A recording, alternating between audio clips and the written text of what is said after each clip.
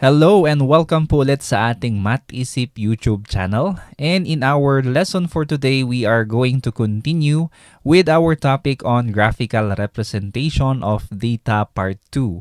We will be focusing more on line graph and the stem and leaf plot. Okay, this is the continuation of our previous video on bar graph and pie graph. Okay, so thank you very much mga subscribers. And kung hindi ka pa po nakakapag-subscribe, I encourage you to click the subscribe button. And also for our fellow teachers, if you want to avail of our PowerPoint products, you can just visit the link in the description below. Alright, so without further ado, let us now proceed to our lesson. At the end of this video, the learners will be able to appropriately use graphs to represent organized data. At the end of this lesson, the learners will be able to use appropriate graphs to represent organized data, specifically line graph and stem and leaf plot. Also, they will be able to interpret statistical graphs. Okay, so let's now proceed sa atin pong unang graph, which is line graph. Okay, ano po ang line graph? Okay, a line graph uses points connected by lines to show changes or trends over time. It emphasizes continuity and progression. Ano po yung mga parts ng ating line graph? We have the x-axis, the horizontal line, and then we have the y-axis, the vertical line. Katulad din po doon sa bar graph. The x-axis is usually the categories, and the y-axis is usually the frequency or the quantity. Now, for line graph, yung category natin, it's usually talking about time. Kailan po ginagamit ang line graph? It's used for quantitative data. Okay? Ano pa po? It tracks changes over time. And then lastly, it highlights trends or patterns. Example po dito ay katulad ng weather, sales, or performance. Okay?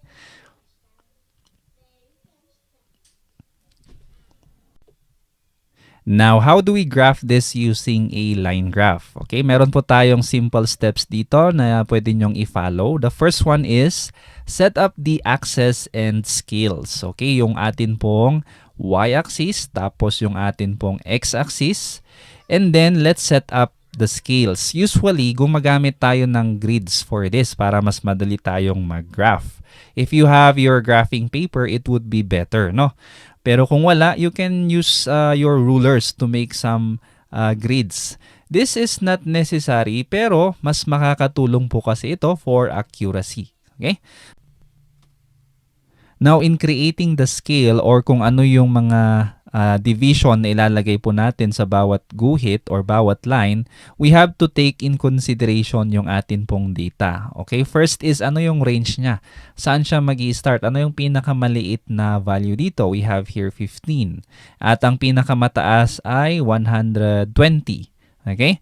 However, if you take a look at the majority of the values here, they are almost all are divisible by 10. So it would be practical for us to have scale of 10. Kaya ang pwede nating gawin dyan is mag-start tayo sa 10, followed by 20, 30, 40 hanggang sa pinakamataas na values dito, which is 120. Alright? Now, let's proceed sa step 2. We will add the titles and the labels. Okay, we now have here the labels for our categories or our months of the year. Next, we have the title, monthly rainfall in a city. And then yung mga labels po natin, rainfall and then month. Okay, for step number 3, we will now start plotting the points here in the line graph. Maglalagay lang po tayo ng mga dots dito po sa ating graph. Okay, so yung una is January with the frequency of 15, the amount of rainfall. So sa tapat po ni January, lagay lang po natin yung dot dito. Sa tapat din po ng 15, which is gitna ng 10 at saka 20. Kaya maglalagay lang po tayo ng dot dyan. Okay? Followed by February with 12 as the frequency. So, saan po ang 12 banda? So, sa medyo taas lang ni 10. So, lagay po natin dyan yung dot. Okay? Followed by March with 20 okay, as the frequency. So 20 dito po. And then susunod na po yung iba. So yung April, May, June hanggang December. Nandyan na po yung ating mga data plots, okay, or data points. Alright. Now, ang last step is you just need to connect the points using a straight line. Okay, mag-start po tayo sa January. We have here January to February, and then February to March, March to April, and so on. Okay, so yun po yung ating line graph. Okay, connected by straight lines. Alright, this next part of our lesson is all about interpreting a line graph. Okay, so I have here an exercise where we can answer together. Given this line graph on the left, okay, about morning traffic volume on a major road. Okay, I'm going to post here 4 questions. Pwede nyo pong i-pause itong video anytime. So you can also think of your own answer, ano, para po mas ma-practice nyo yung pag-interpret ng graph. Okay, so let's have the first question. At what time was the traffic volume the highest? Okay, so of course, we just take a look at the highest point of our line graph, which is, there po, 500 po yung kanyang frequency. Under what time? It's 8 o'clock. So the traffic volume was highest at 8 a.m. with 500 vehicles recorded. Okay, next question. What is the difference in the traffic volume between 6 a.m. and 8 a.m.? Okay, tingnan po natin basing sa time. So dito po sa ating category or the time period, we have 6 a.m. Ano po ang frequency niya? Okay, sa tapat po ng, okay, we have here in between 100 and 200, which means this is probably 150. Okay, 150 po yan. Now, for 8 o'clock, ano po ba ang tapat ni 8 o'clock? We have here 500. So, anong difference ng 500 and 150? Okay, our answer is 350 vehicles. Just subtract 500 by 150 and we will get 350. Okay, for question number 3, we have here, what factors could explain the peak in the traffic volume at 8 o'clock a.m.? Okay, so kung napapansin nyo, medyo kakaiba itong question natin as compared sa number 1 and 2. Because in number 1 and 2, ang sagot pwede lang natin makuha mismo directly sa ating graph.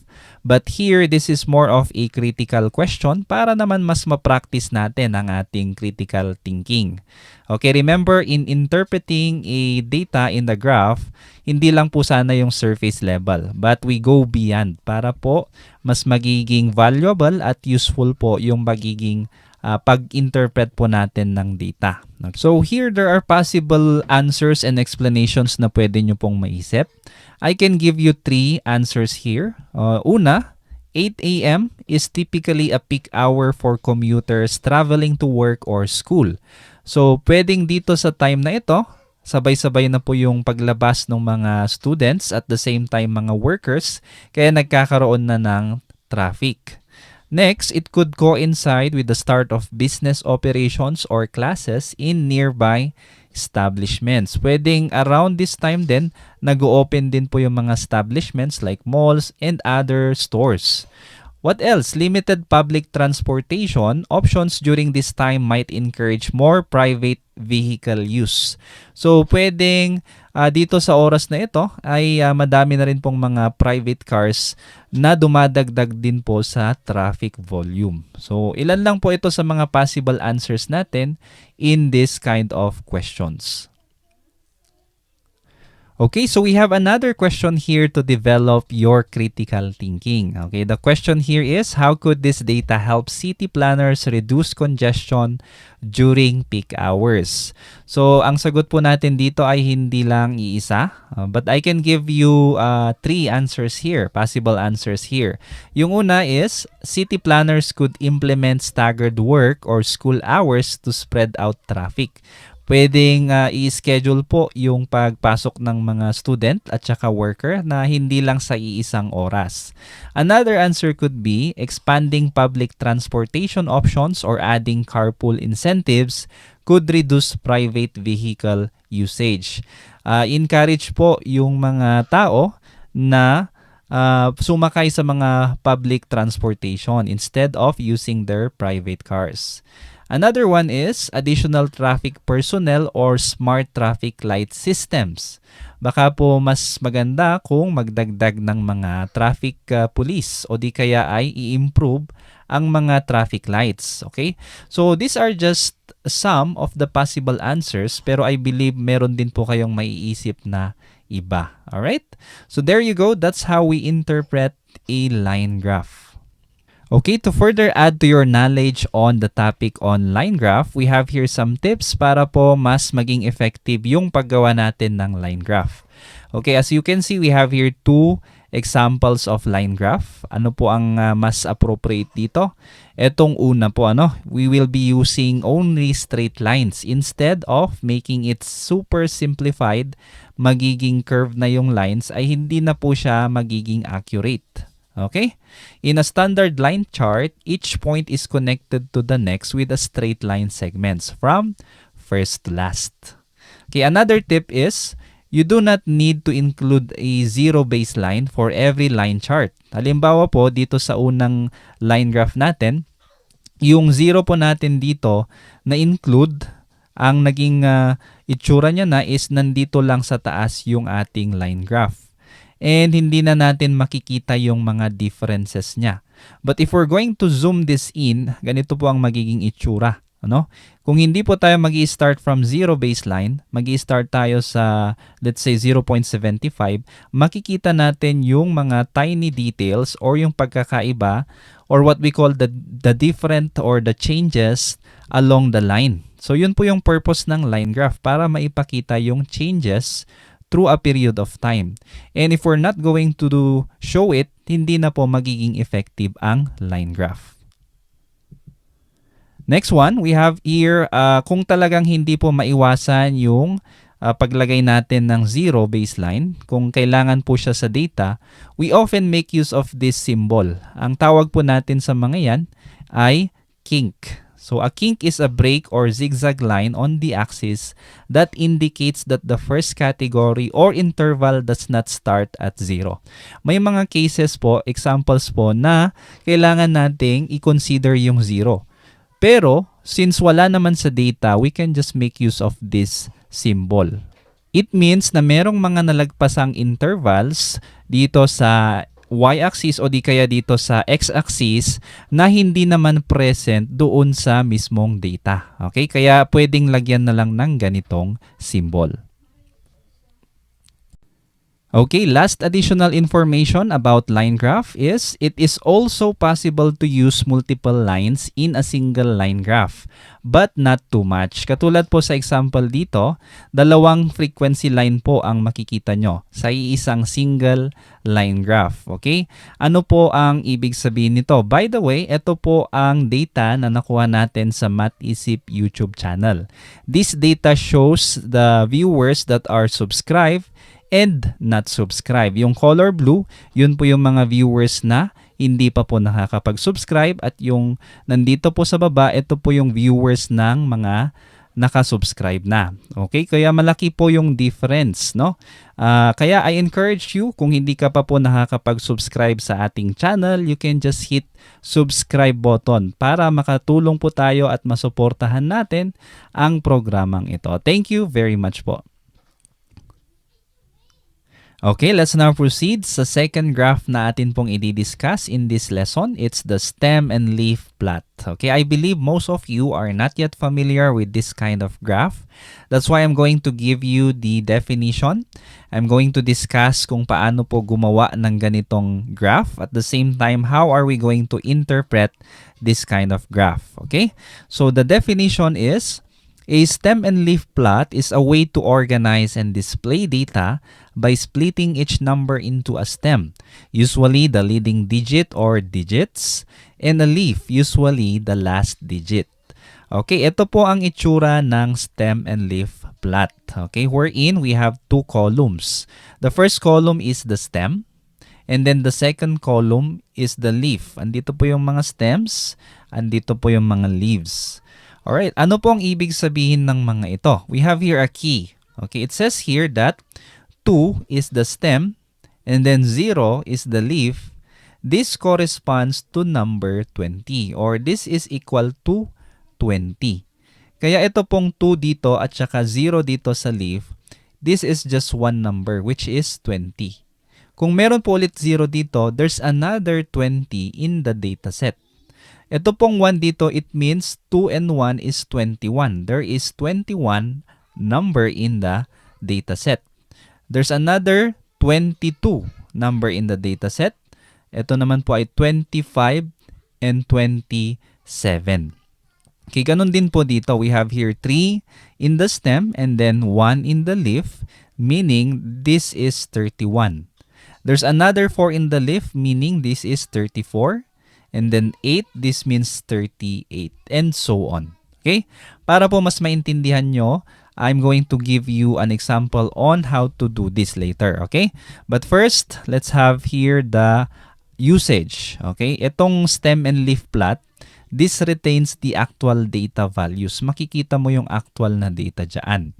It helps detect patterns quickly. Okay? Mas madali mong makita yung pattern. It means that here, mas madaming 20s. Andito po kasi yung mga second digit niya. Okay?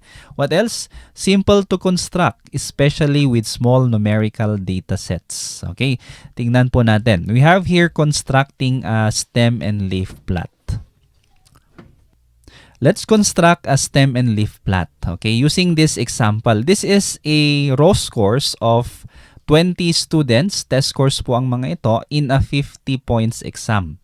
Unlike sa pie graph, bar graph, and line graph, mas makakatulong pag meron tayong frequency distribution table. Pero dito po sa stem and leaf plot, kahit yung raw data, pwede na nating gamitin in order for us to create a stem and leaf plot. Kasi ang stem and leaf plot, para na rin siyang organizing data at the same time presenting data. Okay, let's have the steps. Una, we can split into stems and leaves. All right, so we have here the columns. Dito po natin ilalagay yung stem and then sa kabilang column yung leaf. Okay, we can split again this one so we can have the different rows. Number 2, organize the data. In organizing the data, mas makakatulong kapag naka-arrange ito from the smallest number to the greatest number or in ascending order. Pero kung hindi po, okay lang. Ang gagawin lang natin is hanapin kung ano yung smallest number dito, which is 5. Okay, pag nahanap na po natin, ilalagay lang natin yung first digit niya dito sa stem at yung second digit niya dito sa leaf. Okay, let's talk about the first digits first. Ano po ang first digit ni 5? The answer is 0. Bakit po 0? Okay, iisang digit lang naman si 5. Okay, remember ano po yung mga kasama niya ditong numbers? They are actually 2-digit numbers. Siya lang po ang single digit. Therefore, ano ang magiging itsura ni 5 kung 2 digits siya? 2-digit form niya is 0, 5. Okay, now ituloy lang po natin yung paglagay ng mga first digits under the stem. Okay, ano po ang technique natin dito? So, since ang pinakamababang number po ay 5, hanapin lang po natin yung pinakamataas na numbers. Okay, so ito po yung range niya, no? So, from 5 up to ang pinakamataas na number or score dito sa dataset is actually 49. So, ang first digit ng 49 is 4. So, we will just continue 0 up to 4. So, 0, we will have 1, 2, 3, and 4. Okay? If you're asking bakit po walang 5, since wala naman pong number or score dito na nagsisimula sa 5. Kaya hanggang 4 lang po siya.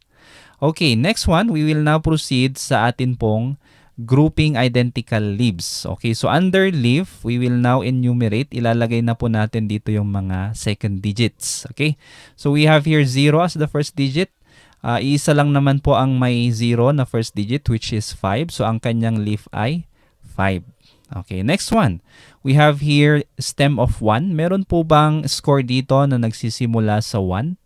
Okay, wala po. So, ano pong gagawin natin? Okay, just leave it blank. Okay? By the way, if we are going to write here the leaf, mas makakatulong po pag nilalagyan natin ng markings, or we can just cross it out para hindi po tayo malito. Next one, we have here 2. Ano po yung mga numbers na nagsisimula sa 2? We have 22. So, ang second digit niya is 2. Okay, mark natin si 22 dito. Cross out natin siya. Okay, anong susunod? We have 28 here. However, baka meron pa pong mas malapit kay 22. Ano pong mas mataas kay 22? Since mas maganda, naka-organize siya into ascending order. So, meron bang mas mataas kay 22? We have here 25. Okay, we can now have the second digit here as 5. Okay, anong susunod? Meron bang mas mataas pa sa 25? We can now go back to 28. Okay, yun na po yung susunod. Okay, cross out ulit natin si 28. Ano pa po ang leaf ni 2? Meron pa bang number na nagsisimula sa 2 dito? Wala na po. We can now proceed sa stem 3. Okay, yung mga numbers na nagsisimula sa 3 as their first digit. So, una dito is si 30. Okay, so 3, 0. Okay, cross out natin si 3. Next one is 3, 1. Okay, or 31. Cross out natin si 31. Followed by 32. Cross out natin si 32. Next is 35. Okay, cross out natin si 35. Pero meron pa pong isang 35. So, ulitin lang natin. Okay, lagay ulit natin si 5 dito. Okay, in the leaf. So, cross out natin si 35. Hanggang sa makumpleto po natin lahat nung mga numbers. Okay, there you go. Isa-isain po nyo. Isa-isain natin. Okay, yan na po lahat nung mga numbers natin. So, this is now our stem and leaf plot. Okay, last step po natin is to add a title and key legend. Okay, ano po ito? Ang title natin is Test Scores of Students in the Exam. Ano po ang key? Okay, key here is stem of 3 and then leaf of 1 corresponds to 31 or is equal to 31. Okay, let's now proceed sa interpreting a stem and leaf plot. Okay, we have here an exercise. Given this stem and leaf plot of ages of marathon runners. We have here the stem. Ito yung first digit ng kanilang age. And then we have here the leaf, the second digit of their ages. We have the key, stem of 2 and then leaf of 1 is equal to 21. Okay, now, the first question here is, what is the youngest age recorded? Okay, ano po ang youngest sa kanila? Alright, the answer is 21 years old. Andito po, 2 and then 1, which means 21. Okay, next question. How many runners are in their 30s? Okay, ano po ang mga age 30s na nandito? Andito po lahat. So, we have 30, 30, 31, 31, 32, 32. We have here 32. And so on and so forth. Kung bibilangin mo yung mga ages na ito, we have 1, 2, 3, 4, 5, 6, 7, 8, 9, and 10. So our answer here is 10 runners. Okay, ito po yung mga specific ages nila. Alright, question number 3. What percentage of runners are 40 years or older? Okay, magandang tanong po ito. Okay, ano yung percentage ng mga 40 years and above? Okay, so ang sagot po natin dito ay 2 steps. Una, we are going to get the number of runners. So from 40 up to, yung pinakamatanda sa kanila is 54. There you go, there are 10 runners. 40 years or older. Ngayon, ilan lahat ng runners? If we're going to count all of this, there are actually 25 runners. No? I-divide lang po natin sa total number of runners, yung 10 runners. So, 10 divided by 25 times 100, it will be 40%. Question number 4, are there more runners in certain age groups? Or are the ages spread out evenly? Explain. Ano po ang ibig sabihin nito? Okay, so tinatanong po dito kung meron bang age group na mas madami ang runners or halos pare-parehas lang, pantay-pantay sa bawat age group. Kung titignan nyo po dito sa atin pong stem and leaf plot, mas mahaba po yung leaves dito sa stem na 3 and then sa stem na 4. Okay, meaning mas madami pong ages 30 and mas madami pong ages 40s. Okay? Hindi po even yung pagkakaspread. Okay? Marahil ay pwede nating i-interpret ito as, syempre, sa mga matatanda, iilan na lang yung mga kaya pang makijoin ng marathon. And for the younger generation, marahil ay sa mga ages na ito, ay busy pa sa pag-aaral or di kaya sa early stages ng work yung mga nandito sa ages 20s and above. Okay, to add some more about stem and leaf plot, we have here an example. For digits na more than 2, we can have 3 digits or more. Ganito po ang gagawin. For numbers more than 2 digits, write the last digit of each number on the leaf. Okay? Yung last digit po ang ilalagay natin sa leaves at saka yung mga first digits po dito sa stem. Kahit po 2 or 3 po siya. Depende po kung gaano kadami yung digits. As long as yung pinaka-last na digit dito po lahat sila sa leaves. Okay, another one is for decimal numbers. For decimal, use the whole number part, ones place, under stems and use the decimal or fraction part under leaves. Okay? So halimbawa po we have 5.7. Dito po yung 5 sa stem at yung 7 po ay nandito sa leaf. Okay? Now paano po pag 50.7? Ang ilalagay po natin dito ay 50. Okay? Basta po lahat ng decimal numbers nandito na po sa leaves. Okay, for the last part of our lesson, you just need to answer this activity. You can pause this first and then you can come back after you have finished answering to check if your answers are correct. No? Susulat nyo lang po kung ano ang best na graph type ang gagamitin sa mga scenarios na nandito, and you can also justify your choices. Okay, I hope you are now ready to see the answers. Okay, ito po yung kanyang explanation to justify the answers. You can compare with your own answers. I hope meron po kayong nasagot. I hope nasagot nyo po lahat. At I hope meron po kayong natutunan ulit sa atin pong lesson. Thank you very much for listening and good luck po sa inyong mga exercises and activities. See you again on the next lesson. God bless. Bye-bye. Kung meron kang natutunan sa video na ito, please click the subscribe button to support this channel para mas matulungan ulit kita sa mga susunod mo pang math lessons. Lagi mong tatandaan, ang math ay para sa lahat. At ako si Teacher Van, nagsasabing dito sa Math Isip, lamang ang nag-iisip. God bless and see you on the next video. Bye-bye.